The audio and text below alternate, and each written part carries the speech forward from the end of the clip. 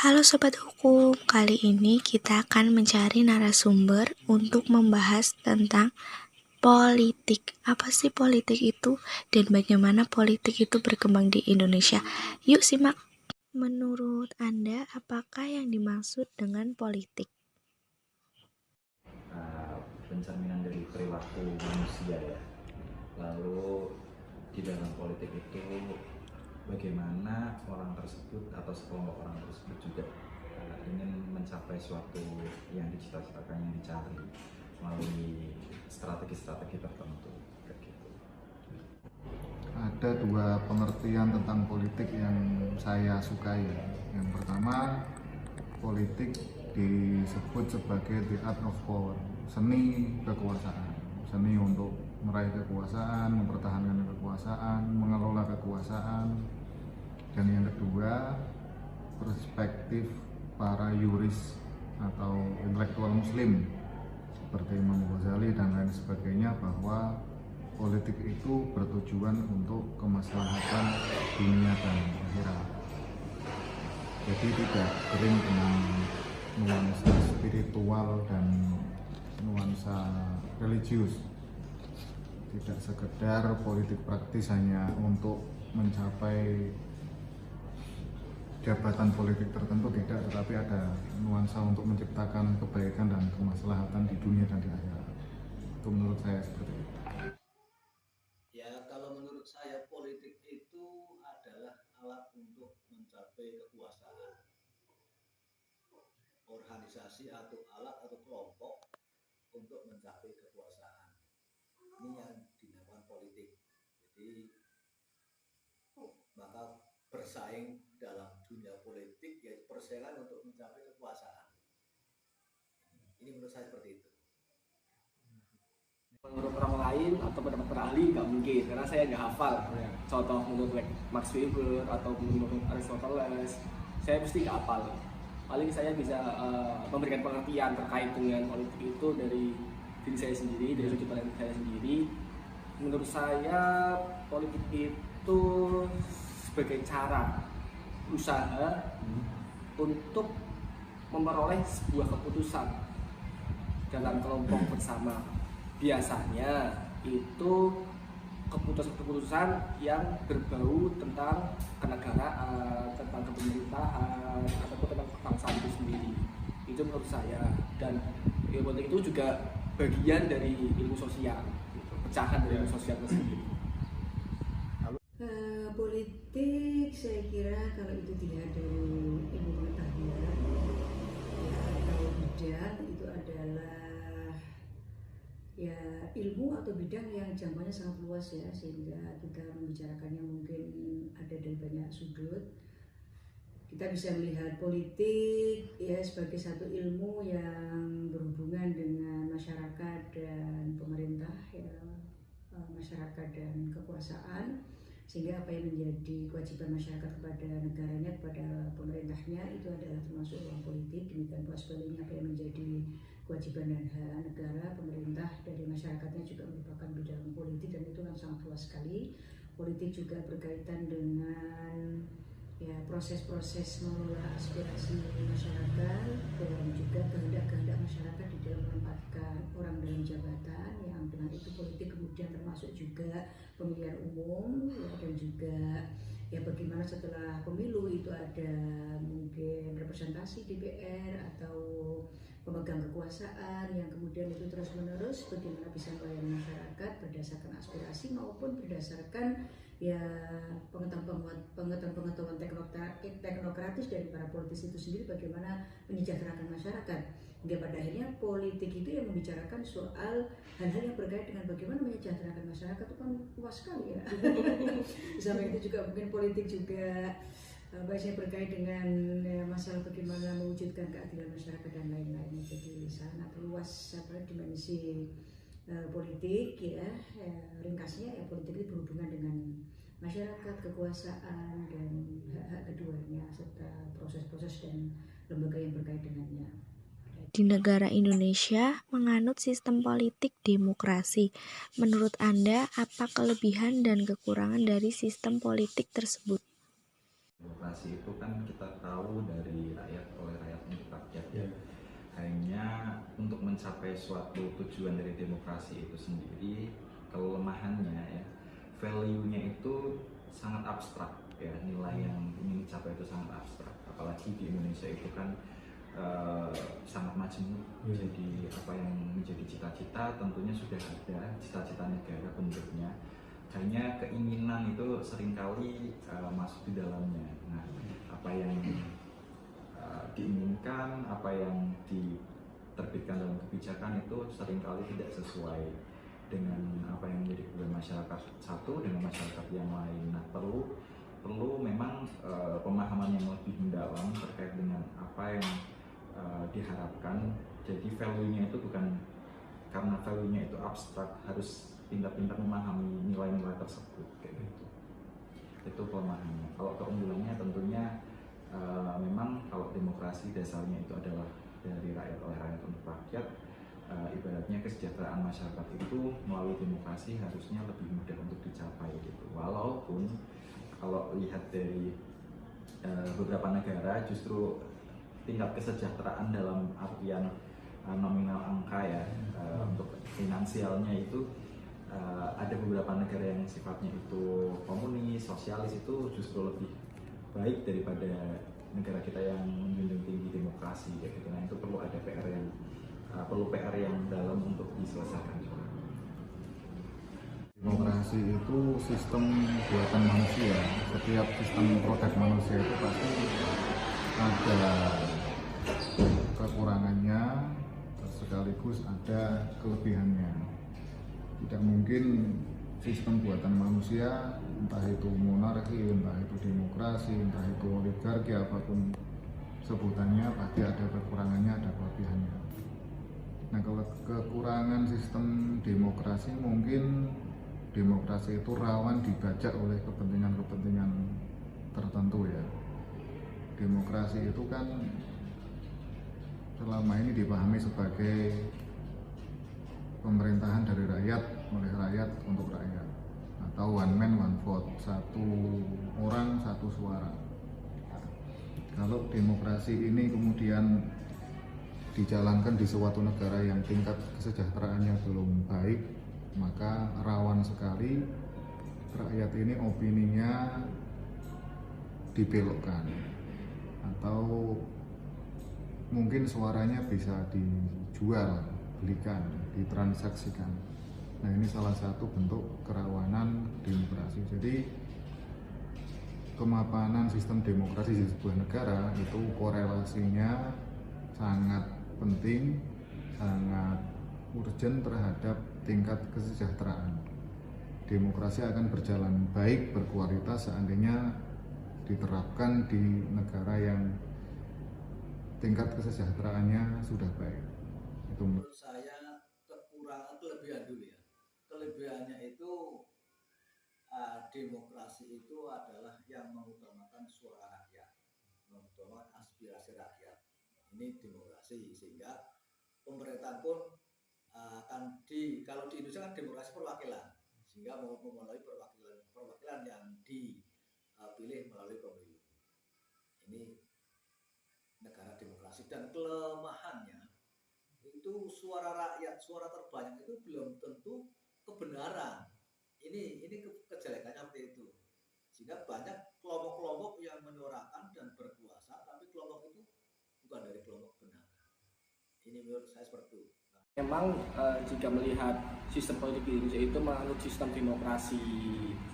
politik demokrasi ya, di mana sistem politik demokrasi ini mengharuskan adanya sumbangsih seluruh warga negara yang sudah berumur untuk ikut andil dalam merumuskan sebuah kebijakan keputusan negara. Gitu. Lawan dari politik demokrasi itu adalah politik otoriter, yang semua keputusan itu diambil oleh biasanya raja atau sebuah kerajaan. Nah, untuk kelebihan politik demokrasi yang dianut di Indonesia itu, menurut saya sebuah keputusan bisa lebih mensejahterakan banyak sekali masyarakat atau banyak sekali rakyat, karena keputusan itu lahir dari pilihan atau pendapat dari rakyat itu sendiri. yang diwakili oleh dewan-dewan kita di sana, DPR RI maupun DPR di kabupaten kota provinsi gitu.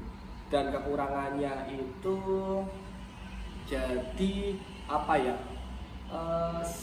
sangat mahal, gimana ya, sangat mahal ataupun rumit untuk membuat sebuah keputusan, karena banyak sekali pihak yang harus dilibatkan dalam pengambilan keputusan. Jadi ya itu lebih rumit dan memang harus adanya pemahaman soal politik yang luas, tidak hanya berpacu pada satu orang atau beberapa orang atau beberapa kelompok. Itu sih, itu kekurangan dan kelebihannya. Ya, politik ada banyak ragamnya.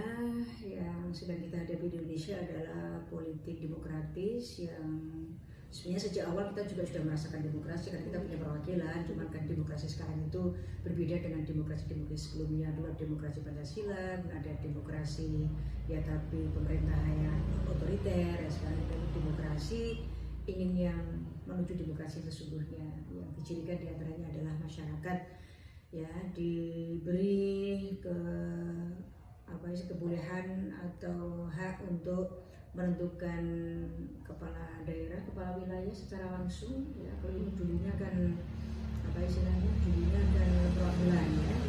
Dan demokrasi dalam arti bukan sekedar bagaimana menunjuk penguasa, tetapi juga demokrasi dalam arti kehidupan sehari-hari. Sekarang ini kita bisa berekspresi lebih merdeka ya, lebih kalau nggak bebas ya pokoknya lebih merdeka juga, bebas jadi gak ada batasnya kayak kesannya begitu ya, walaupun kadang disebut sebagai demokrasi ada kebebasan. Nah sekarang ini juga ya, kayak fungsi media ya, orang bisa beda pendapat itu jauh kita rasakan ada sekarang ini sebelumnya, dan itu kemudian menggambarkan jika demokrasi yang kita maksud adalah demokrasi yang sekarang ini, maka memiliki kelebihan saya kira ya pertama adalah masyarakat lebih dihargai. Kemudian demokrasi juga memberi penguatan pada hak asasi manusia ya, karena dulu kan kita itu ya pokoknya misalnya masalah perempuan itu kita nggak ada orang mempersoalkan perempuan itu subordinat di bawah laki-laki, bahkan organisasi pemerintah itu pokoknya ya pimpinnya laki-laki, nanti istrinya otomatis jadi istri organisasi pendampingnya gitu. Jadi perempuan itu mengikuti laki-laki. Sekarang ini kan penguatan perempuan, kemudian masalah minoritas dan mayoritas gitu.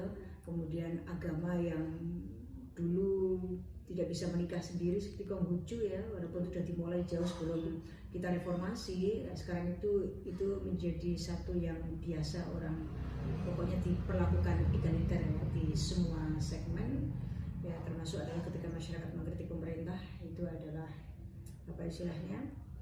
ya semakin mudah ya. Jadi ada hak asasi manusia di mana relasi kuasa itu semakin berkurang, gap jurang dan kooptasinya dari orang yang lebih berkuasa ya. Kelebihannya lagi saya kira demokrasi itu ya mencerminkan kehendak masyarakat ya. Walaupun dalam arti ada petik ya, nantinya masyarakat itu diberi tempat hak asasi manusia, dan saya kira lebih adil karena tuntutan keadilan itu bisa lebih diperkuat dan orang bebas berekspresi ya saya kira lebih manusiawi begitulah, sesuai dengan perkembangan masyarakat. Demokrasi sebagai demokrasi yang sekarang ini adalah jawaban dari dinamika masyarakat yang harus diwujudkan. Lalu kira-kira kekurangannya apa atau kelemahannya apa? Tentu sebuah sistem itu ada kelemahannya. Kelemahan ini biasanya kan di tingkat praktek sebenarnya ya. Kalau idealismenya akan begini, prakteknya nanti kan ada. Misalnya demokrasi itu kan bisa cenderung kurang efisien. Harusnya kan nggak harus begitu ya. Harusnya kan demokrasi itu kan justru menemukan pendapat yang bagus, cepat ya, tepat ya, juga bijaksana. Kenyataannya kadang kita memutuskan pendapat itu kan lama, karena menunggu suaranya satu orang dibanding otoriter kan langsung jos gitu ya. Demokrasi itu kan kurang efisien. Dan saya kan juga berbiaya mahal ya. Biaya mahal dulu kalau milih presiden kan udahlah serahkan DPR aja kita. Kalau udah milih DPR ya sudah. Sekarang kan kita milih sendiri ya. Kemudian berarti kan ada alat kampanye presiden macam-macam kan, lebih mahal ya. Mengurusi banyak orang berarti kan lebih mahal. Itu lebih mahal. Dan mungkin kelemahan lainnya adalah manakala masyarakat sebagai kekuatan utama itu ya kurang dididik dengan baik maka bisa menghasilkan output yang kurang ideal, karena masyarakat yang penting pokoknya milih ya, apalagi jika itu kemudian diwarnai dengan money politik, memang nggak mau mikir ya, ada uangnya datang ke kita ya, itu sebuah potensi terbeli gitu ya. Saya kira juga pilar-pilar demokrasi yang lain juga berpotensi untuk menjadi pelemah demokrasi jika kurang berjalan dengan baik. Misalnya media itu kalau dulu mau dikendalikan pemerintah, apa yang harus dipersepsi masyarakat adalah apa yang dilakukan oleh negara karena tidak ada suara lain. Nah, tapi sekarang ini ternyata media kadang ya bukan dari sisi bahwa berita itu diperlukan masyarakat lalu diberitakan, tetapi berita itu diberitakan atau tidak diberitakan adalah karena ini banyak audiens apa tidak, gitu. Kemudian pengusahanya ya dia mendapatkan keuntungan apa tidak, yang dipikir ada keuntungan lagi juga, padahal ya katakanlah sekarang banyak hukum undang-undang yang diundangkan nggak dimasukkan ke TV, sehingga masyarakat itu walaupun di era demokrasi, era digital seperti ini, era informasi, nggak semua masyarakat, nggak semua kita itu bisa mendengarkan undang-undang yang yang dikeluarkan pemerintah, karena media itu kadang-kadang nggak mengeluarkan yang seperti itu karena mungkin pendukungnya atau misalnya audiennya yang mendengarkan kurang banyak ya, jadi banyak sekali masuk. Nanti jika LSM itu kemudian mungkin kurang dana lalu terbeli orang, atau LSM juga kurang mendapatkan ya pelatihan sehingga apa yang harusnya menjadi pilar demokrasi yang cukup penting ya, sebagai pelengkap dari demokrasi langsung, media ya, kemudian kemudian LSM ya, yang tidak kalah penting juga partai politik itu sendiri, bagaimana dia memerankan ya dari yang seharusnya menjadi lembaga pengelola aspirasi masyarakat, apakah dijalankan dengan baik, fungsi rekrutmen DPR apakah ini telah dilakukan seleksi yang bagus ya, dan apakah negosiasi dengan partai-partai lain ketika membangun koalisi atau menyusun program itu betul-betul berorientasi pada masyarakat. Ini ternyata yang masih tanda tanya juga. Artinya demokrasi memang mungkin dia secara teori, tetapi di dalam praktek itu ya ada beberapa bentuk lapangan yang itu menjadi pelemah demokrasi. Pertanyaan yang ketiga, dalam dunia politik banyak kebijakan-kebijakan yang dibuat oleh setiap partai politik. Salah satunya kebijakan publik. Kebijakan publik seringkali tidak populis, juga terkadang tidak memuaskan beberapa pihak. Bagaimana tanggapan Anda mengenai hal tersebut?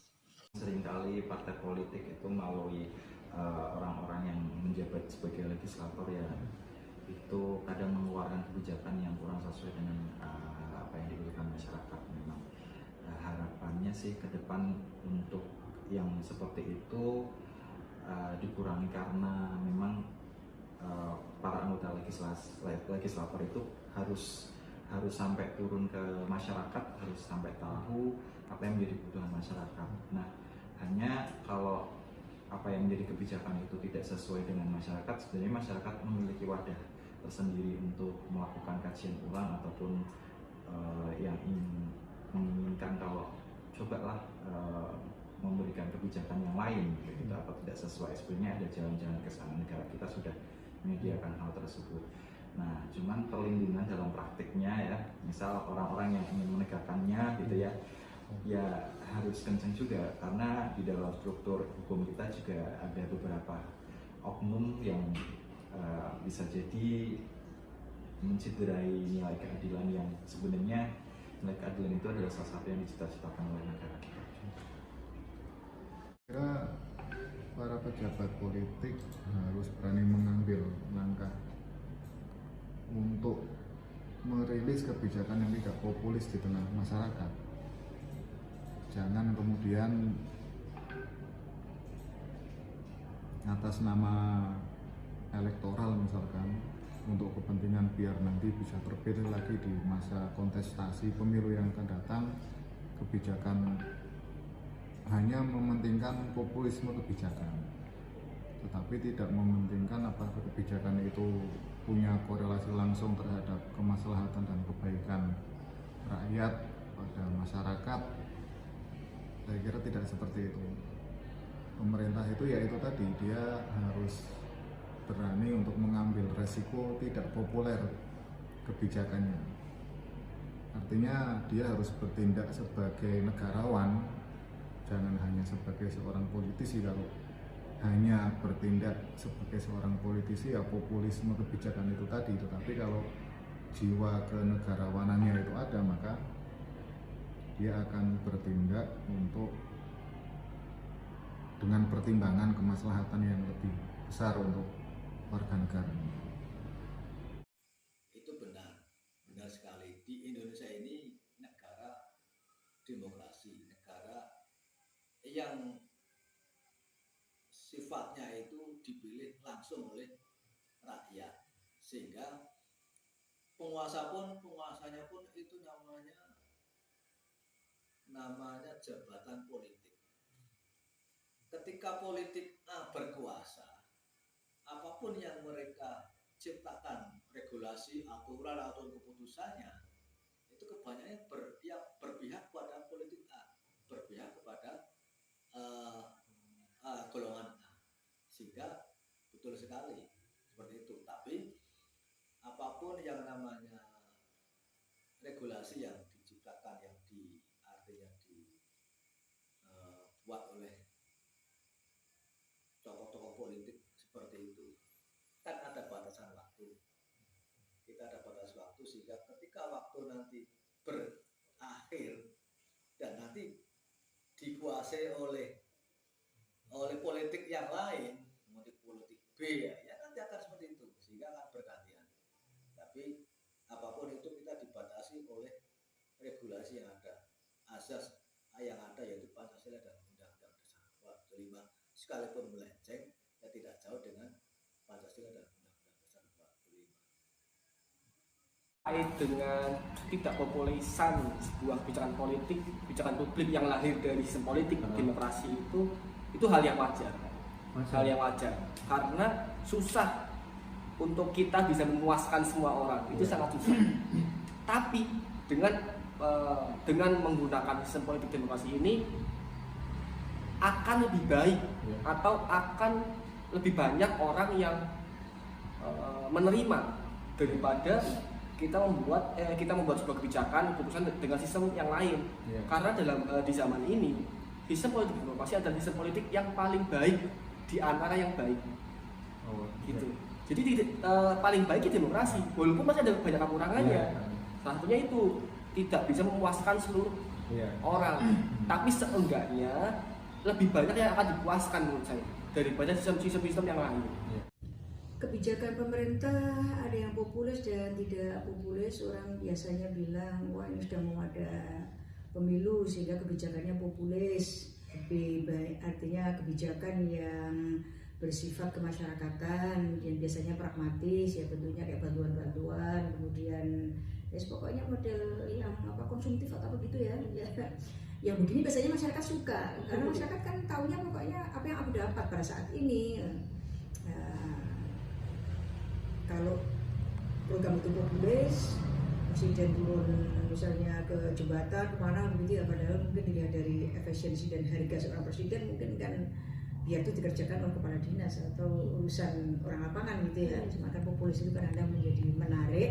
Maka ketika ada program atau kebijakan yang kurang populis, karena masyarakat itu kok nggak merasakan gitu ya, jadi orang-orang bisa hukum dan nggak merasakan.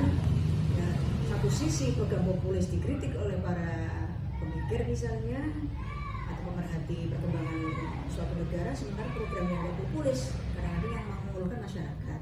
Nah, saya kira program yang tidak populis itu juga ada pentingnya ya, dan itu sangat diperlukan ya, karena negara itu kan kebutuhannya bukan hanya memprogramkan atau membuat kebijakan yang sifatnya konsumtif sesaat ya segera ya, tapi juga ada program jangka menengah, jangka panjang. Biasanya program jangka menengah ini kurang populis ya, demikian apalagi jangka panjang ya. Misalnya ke pemerintah ya, tadi yang disebut parpol ya, parpol itu maksudnya adalah mungkin parpol lewat perwakilannya di lembaga legislatif ya, penyusun kebijakan. Itu biasanya mereka kalau yang memutuskan maksudnya ya, nanti juga dengan pemerintah juga. Jika itu tidak populis, kalau itu maksudnya adalah bermanfaat bagi jangka menengah, jangka panjang, maka itu bagus juga gitu ya. Malah kita itu jangan terlalu banyak program populis jika uangnya terbatas, karena kita akan Karena kadang-kadang program populis itu menggantikan apa yang telah dikerjakan oleh masyarakat.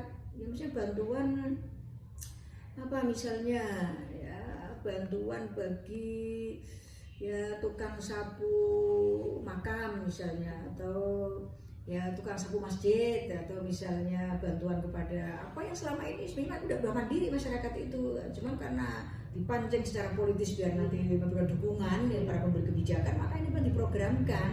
Nah, lalu yang dikorbankan justru program yang tidak populis itu. Nah, kalau kenyataannya begitu, maka kita berbagi dengan masyarakat biar menyelesaikan yang mampu, sementara program yang masyarakat nggak mungkin melakukannya, misalnya ya program yang nggak populis itu misalnya membuat perencanaan set plan tata ruang dan waktu, tata ruang wilayah ya, misalnya bagaimana nih Kabupaten Pekalongan ya di dalam pembangunan ke depan, apakah pabrik-pabrik itu lokasinya di Terto apa di mana, itu kan masyarakat nggak tahu bahwa negara itu membayar itu cukup mahal ya, 300 juta atau planning-planning ya set-setnya begitu, atau penelitian apa untuk perbaikan ke depan, bukan meneliti tentang bagaimana pertanian ini yang sejengkal tanah di Pekalongan ini bagusnya ditanami apa nih di sini kan ada ilmunya juga. Nah, itu saya kira kalau arahnya pada program jangka menengah jangka panjang itu memang harus begitu. Saya malah khawatirnya kalau terlalu banyak populis mengorbankan jangka menengah jangka panjang sehingga negara ini tidak punya masa depan ya. Sehingga asal itu adalah arahnya pada memenuhi kebutuhan jangka menengah kemajuan jangka panjang yang nggak mungkin dikerjakan oleh masyarakat, maka itu adalah bagus. Jadi keseimbangan setidaknya. Baik, untuk pertanyaan yang keempat, menjelang pemilu raya 2024, banyak sekali gejolak politik yang terjadi di Indonesia. Salah satunya isu adanya politik identitas. Bagaimana menurut Anda adanya politik identitas tersebut dan bagaimana sikap mahasiswa yang harus dilakukan mengenai isu tersebut? Negara kita masih cukup tersentral pada satu politik identitas tertentu ya, memang tidak bisa dipungkiri. Hanya lagi-lagi apa yang menjadi kebutuhan oleh masyarakat dan diejawantahkan oleh partai politik tertentu melalui sosok-sosok tertentu dan dibaliknya itu menggunakan politik identitas ya meskipun memang itu masih jadi hal yang ibaratnya sangat dalam tanda petik laris lah ya untuk dijual ke masyarakat, tapi sosok itu harus apa yang berkompeten kayak gitu, itu yang harus diperhatikan. Dan ya rasanya tidak perlulah untuk sering-sering menggunakan dalam tanda kutip politik identitas itu ya untuk kaitannya sama demokrasi sendiri, karena sebenarnya itu tidak sehat ya kalau dilanggengkan ya, tapi mungkin sekarang ini masih ada proses lah ke sana ya. Nah, harapannya ke depan siapapun dari etnis manapun, dari suku manapun, latar belakang apapun itu tentunya berhak untuk ikut berkontestasi di pemilu, sebenarnya seperti itu hakikatnya. Hanya memang tadi mungkin yang selama ini tokoh-tokohnya itu ya lagi-lagi dari background yang sama ya, jadi negara kita itu seperti sudah terbiasa lah dengan politik identitas tertentu, jadi seperti itu. Tapi harapannya ke depan jangan kaget lah semisal ada calon dari yang tidak pada wajarnya umumnya atau sebelum-sebelumnya itu ada. Ya masyarakat perlu untuk sadar ke situ juga sih, siapapun itu punya hak yang sama. Yang pertama harus kita pahami dulu, kita sepakati dulu yang dimaksud dengan politik identitas itu apa. Kalau seandainya yang dimaksud dengan politik identitas itu adalah memblow up atau memainkan sentimen warna politik tertentu, misalkan sentimen keagamaan, sentimen kesukuan, ini memang sangat rawan nantinya berpotensi untuk memecah belah masyarakat. Nanti masyarakat kita akan terbelah. Jadi itu tadi yang saya sampaikan masih terkait dengan demokrasi itu tadi. Demokrasi itu kalau dijalankan di tengah masyarakat yang sejahtera, masyarakat yang pendidikannya baik, maka dia akan menjadi sistem yang paripurna yang baik. Tetapi kalau dia dijalankan di tengah masyarakat yang masih miskin, tingkat kemakmurannya belum baik, masyarakat yang tingkat literasi politiknya, pendidikan politiknya belum baik, dia akan menjadi sangat tidak produktif, kontraproduktif dengan pendidikan politik masyarakat, sehingga masyarakat itu rawan dimanfaatkan dengan kampanye-kampanye negatif, rawan dimanfaatkan atas nama politik identitas, atas nama agama, atas nama golongan keagamaan tertentu.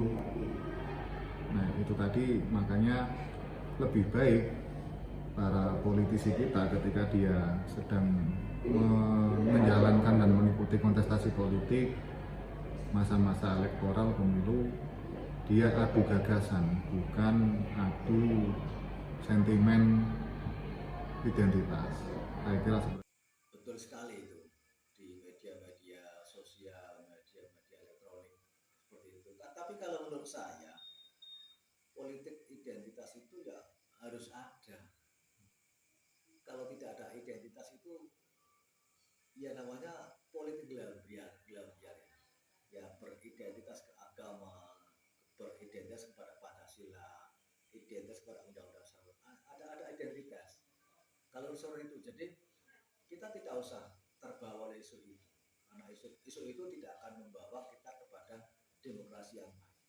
Yang jelas selama peserta partai politik ini sesuai dengan Pancasila dan Undang-Undang Dasar 45, yang bisa dilakukan, tidak usah diragukan, karena apapun tetap kita di bawah rel, ada rel yang harus kita anut, yaitu Pancasila dan Undang-Undang Dasar 45. Di Pancasila ada agama. Ketika ada politik yang beragama tidak bertentangan dengan Pancasila. Politik identitas ya. Politik identitas ini populer ya. Populer itu sejak pemilu 2014 apa ya? Jokowi kedua. Oh ya. Itu populer. Walaupun sebelumnya sudah ada, tapi lebih populer lagi sejak pilpres itu dan sejak pilihan gubernur Jakarta yang jadinya Anies Baswedan. Itu politik identitas itu sangat populer. Tapi sebenarnya sejak dulu politik itu membutuhkan identitas. Mana sih contoh? PDIP, sebut saja ya, PDIP. Mereka mengidentitaskan dirinya sebagai partainya orang miskin. Betul? Contoh lagi, PKB. PKB mengidentitaskan dirinya, mereka kelompoknya itu sebagai wadahnya orang NU, Nahdliyin. Dan banyak lagi ada politik yang mengidentitaskan diri sebagai partai Islam, partai nasionalis, ataupun partai komunis itu. Nah, dari dulu politik itu memang butuh identitas. Tapi bagaimana identitas itu tidak merusak orang lain, tidak menjatuhkan partai lain, tidak menjatuhkan orang lain itu, atau bisa disebut sara.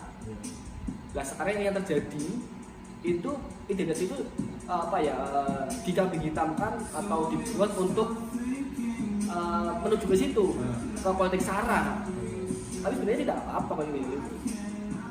Tapi sekarang yang dilakukan oleh Bawaslu mencegah itu, karena ternyata identitas itu juga membuat sebuah kerusakan. Tapi sampai ke tingkat diskriminasi kepada pihak lain atau tidak? Nah itu seharusnya tidak ya, seharusnya. Karena tadi saya bilang identitas itu bagian dari politik itu butuh identitas. Tapi jika merusak orang lain, jika menjatuhkan orang lain dengan kampanye hitam atau kampanye hoax, itu yang dilarang sebenarnya, dan itu disebut sebagai pelanggaran pidana ada di undang-undang pemilu. Gitu. Memang kesalahan yang juga secara sengaja dari pihak. Nah, kadang sengaja untuk menjatuhkan orang lain, membunuh karakter orang lain dengan identitasnya. Gitu. Kalau terkait dengan partai politik atau presiden itu pasti dari orang itu saja. Ya memang secara sosiologis analisis politik Indonesia masih seperti itu kondisinya, dan belum ada yang bisa merubah itu. Tapi saya yakin pasti akan berubah. pasti semua orang di banyak pulau di Indonesia masih berhak untuk menjadi presiden atau menteri ya. Setiap mau ada pemilu pasti ada konflik, itu wajar, itu dinamika. Dalam teori Karl Marx kan konflik itu nggak pernah lepas ya, selalu ada ya, dengan berskala besar atau berskala kecil, asal konflik itu masih wajar terkendali, saya kira itu tanda masyarakat itu hidup ya. Ibarat tubuh ini ada desakan-desakan untuk melakukan kemajuan-kemajuan.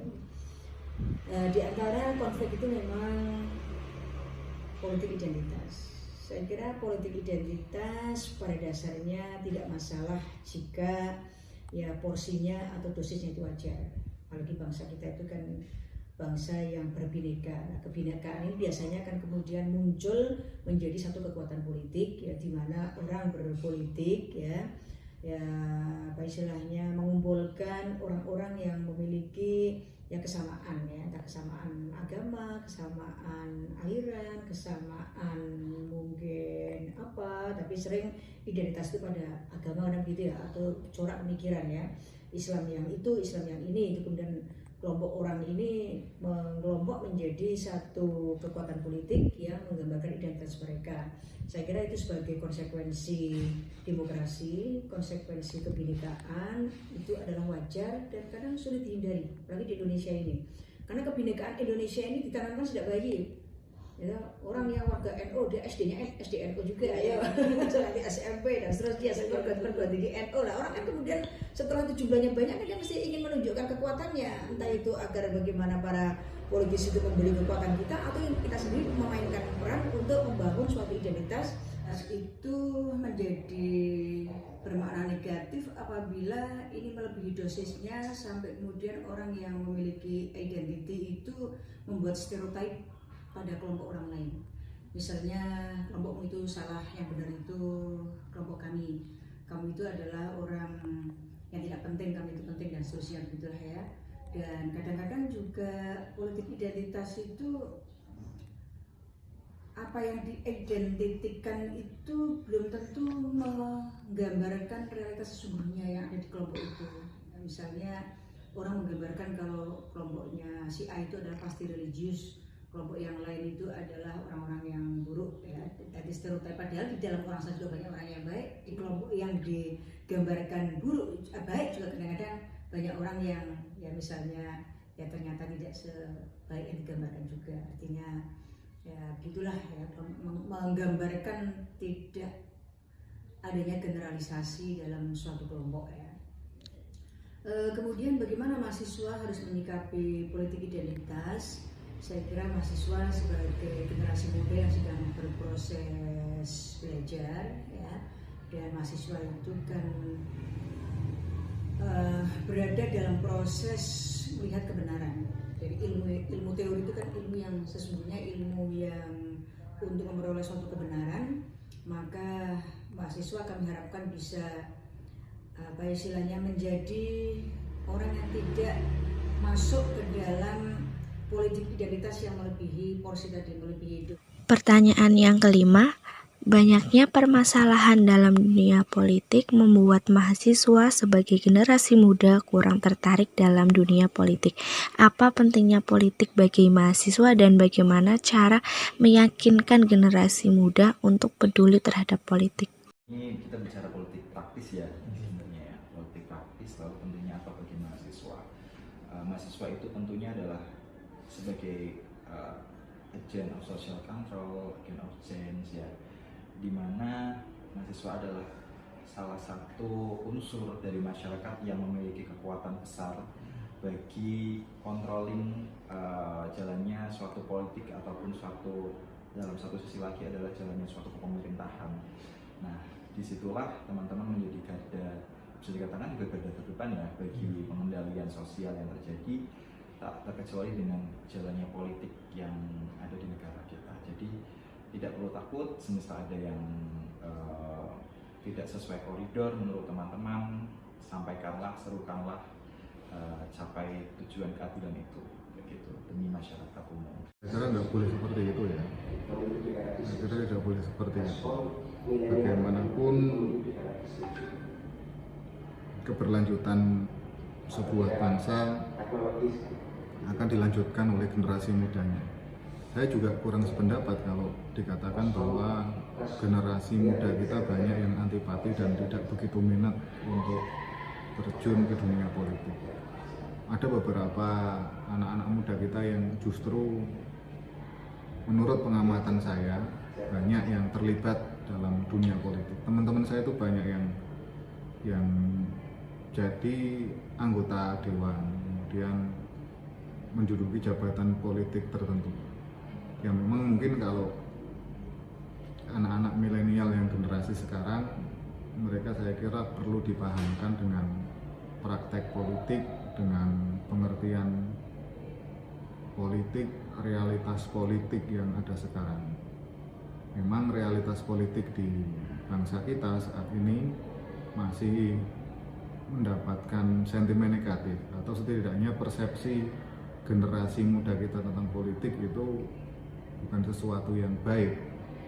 Nah, maka dari itu saya kira generasi muda kita perlu untuk mendapatkan edukasi politik secara baik, mendapatkan literasi politik secara lebih baik lagi agar mereka tidak antipati dan ya punya ketertarikan untuk terjun ke dunia politik.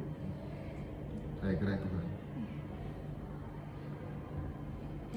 Terima kasih ya Pak. Ya. Terima kasih. Ini yang inti sekali di sini. Jadi politik adalah salah satu pilar. Pilar itu tiang.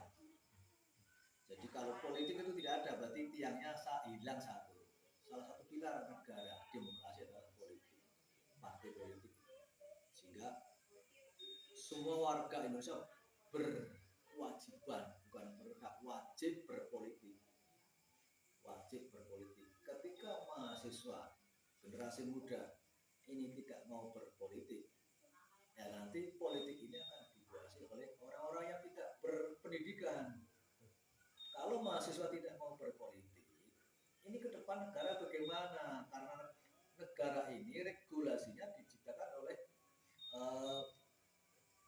legislatif, badan legislatif, dan badan legislatif itu dipilih melalui pemilu, melalui politik. Saya berharap orang-orang pintar harus berpolitik sehingga negara ini akan menciptakan hukum aturan yang pintar. Ketika negara ini yang berpintar tidak mau berpolitik, akhirnya yang menguasai negara ini orang bodoh. Ketika orang benar tidak mau berpolitik, negara ini akan diatur oleh orang-orang yang salah. Ketika orang yang beragama tidak mau berpolitik, sehingga negara ini akan dipimpin oleh orang-orang yang tidak beragama. Jadi sebagai mahasiswa harus hukumnya wajib untuk berpolitik untuk menyelamatkan negara Indonesia ke depan. Terima kasih. Nah, ini yang dihadapi oleh negara Indonesia khususnya. Bagaimana generasi muda sekarang itu banyak yang anti terkait dengan politik atau pemerintahan. Karena mereka anggap itu politik dan pemerintahan itu susah, ribet, isinya kotor gitu. Nah, dan lebih buruknya generasi muda sekarang itu banyak sekali yang tidak mau ambil alih, mengambil perannya untuk memilih, mencoblos atau berkontribusi dalam sistem demokrasi. Nah, itu yang menurut saya perlu digarisbawahi atau perlu kita harus kampanye lah bahwa suara mereka itu juga dibutuhkan. Kalau generasi muda itu nggak mau memilih, nggak mau berkontribusi, sistem ini tidak akan berjalan. Sistem ini tidak akan berjalan. Dan semua keputusan di negara ini ya oleh orang-orang yang berkepentingan saja. Gitu. Bagaimana pendapat saya terkait dengan hal itu? Menurut saya mahasiswa harus, semua generasi muda, harus mahasiswa pemuda, semuanya harus terlibat dalam atau berkontribusi dalam sistem politik di Indonesia. Dan pemerintah juga atau partai politik juga harus menggandeng generasi muda dengan mereka berkampanye yang baik. Pemerintah itu juga baik, ternyata apa itu juga baik gitu. Itu sih. Dan jam-jam ini emang yang sedang digaungkan oleh pemerintah dan partai politik, bagaimana mereka merekrut generasi muda. Itu menurut saya generasi muda wajib harus berkontribusi dalam sistem politik demokrasi di Indonesia. Itu dari saya. Berarti itu sesuai dengan perang mahasiswa yang katanya agent of controlling, Agent of change, agent of controlling. saya lupa. Ya itu salah satunya itu. Apalagi nanti menghadapi bonus demografi Indonesia ya. Bagaimana sebagian besar rakyat Indonesia itu adalah generasi muda, 17 sampai 24 tahun itulah. Jadi ya kita yang akan mendominasi, kelak di Indonesia. Kalau buat kita siapa lagi gitu loh. Gitu sih. Ya, ini soal yang kelima mungkin cenderung pada pendekatan dengan. Iya. Tapi memang rada sama sih sama jawaban. Permasalahan ide politik itu membuat generasi muda khususnya mahasiswa itu kurang tertarik. Kemudian langkah yang paling sesuai, bisa itu bentuk acara atau apapun, itu seperti apa untuk menggugah ketertarikan generasi muda untuk peduli terhadap politik. Nah, tadi saya bilang perlu adanya kolaborasi antara pemerintah, partai politik itu sendiri, generasi muda itu sendiri, atau bahkan sekarang organisasi kepemudaan, terpelajaran muda, itu semua harus berkontribusi. Bagaimana menyadarkan generasi muda itu untuk berkontribusi dalam sebuah sistem demokrasi politik di Indonesia. Karena jika mereka tidak berkontribusi, ya mau siapa lagi? Kalau ada generasi muda pengen ada perubahan, ya perubahan itu dimulai dari mereka sendiri, tidak dimulai dari orang lain. Itu menurut saya. Lah konkretnya bagaimana? Pertama pemerintah itu mereka harus mencitrakan dirinya atau memperbaiki kinerjanya agar generasi muda itu atau mahasiswa itu percaya kepada pemerintah, pada negara. DPR pun sama. Nah yang terjadi sekarang itu karena kinerja pemerintah, DPR ataupun yang lainnya itu tidak seperti yang diharapkan oleh mahasiswa atau generasi muda sekarang. Dan mereka jadi acuh tak acuh, mereka enggan dengan citra yang ada sekarang. Makanya itu yang pertama pemerintah dan DPR harus memperbaiki diri dulu. Dari situ menurut saya. Jika memang kepercayaan generasi muda kepada pemerintah itu sudah ada, pasti generasi muda pasti akan berlomba-lomba untuk bergabung atau berkontribusi terhadap sistem politik di Indonesia itu. Itulah dari ormas atau organisasi muda atau organisasi mahasiswa itu sendiri juga mereka harus berkampanye kepada teman-temannya, menyadarkan bahwa politik itu penting buat kita. Gitu. Jangan anti kepada politik, karena suara kita itu menentukan masa depan Indonesia nanti. Itu sih menurut saya. Lalu langkah nyatanya itu apakah itu berbentuk seperti diskusi, terus sosialisasi tentang mereka atau seperti apa? Nah itu kan sekarang kan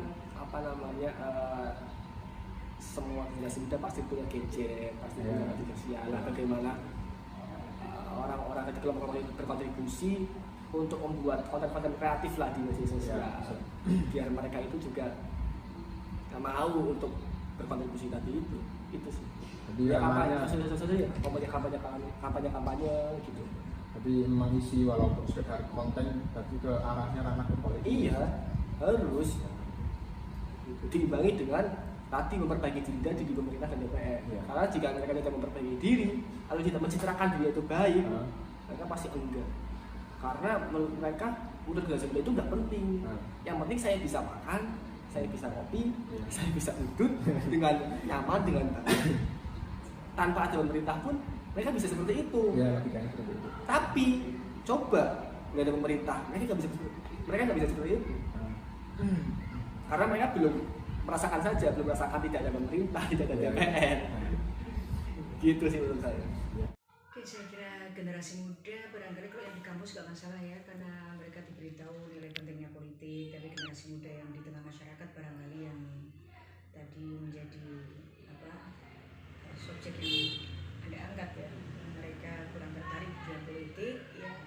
Kita memahami apa yang mereka rasakan itu, karena mungkin yang mereka lihat adalah apa yang tampil di media sebagai sebagai yang dimediakan itu kan yang bermasalah ya, yang sering bermasalah gitu, yang korupsi atau mereka bertikai sendiri, saling melempar sindiran yang merendahkan orang lain sehingga justru istilahnya kurang diharapkan oleh generasi muda. Nah, maka ya kita harus mengimbangi informasi kepada generasi muda bahwa politik itu tidak seperti itu. Politik itu yang tidak nampak itu adalah ya yang baik-baik, yang penting itu masih banyak. Nah, bagaimana ini mereka yang ada di kelas terdidik itu bisa menjadi ya teman berinteraksinya generasi muda yang ya kurang memperoleh pendidikan politik ya, sehingga pada diri mereka memiliki pengetahuan, pemahaman dan tentang politik yang benar, yang akhirnya mereka akan mengambil sikap yang positif terhadap politik ya. Justru ya namanya tadi persoalan-persoalan politik yang negatif itu seperti sakitnya sebuah tubuh ya kayak saat mumet, saat pusing, saat sakit gigi ya, tubuh kan nggak semuanya begitu ya, kita nggak bisa hidup tanpa itu. Justru kalau mereka ingin sadarkan bahwa kalau kita ingin melakukan perubahan ya kita harus jangan mengulang kesalahan sebelumnya. Kalau itu merupakan kesalahan kita, misalnya salah memilih orang atau kita kurang bagaimana gitu ya, justru kita melakukan perbaikan bersama. Marilah kita ya di dalam mengusung representasi ya, dalam mengelola politik di tengah masyarakat itu juga evaluasinya bukan hanya, nggak boleh menyalahkan hanya kepada generasi muda aja ya, semua mengevaluasi diri kenapa bisa menciptakan kesan yang begitu ya. Itu juga kritiknya kepada partai politik, berarti ada kegagalan dalam memberikan pendidikan politik kepada masyarakat, terutama generasi muda sebagai pemilih awal ya.